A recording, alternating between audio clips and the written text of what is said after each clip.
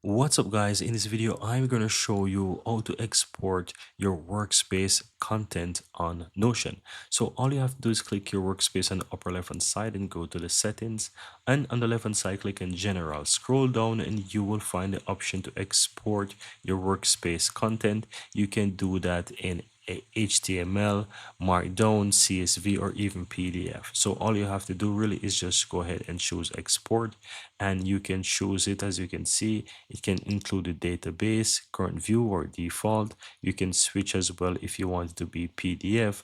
That you need to have a business account to actually get it in PDF, but you have XHTML and you have the CSV.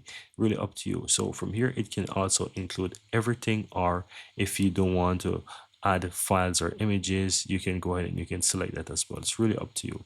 Once you're done guys, you also have the option to create folders for sub pages. If you want to do that, you can turn that feature on. It's really up to you, or leave it off. But once that is done, just simply click on export and you will see that it's currently show that it's exporting. It says once it is done, we will send you an email with a download link. So you can go ahead and just do that. You don't even have to wait. You can just close this and you will still receive an email once that is done. And that's it guys, very easy and very simple.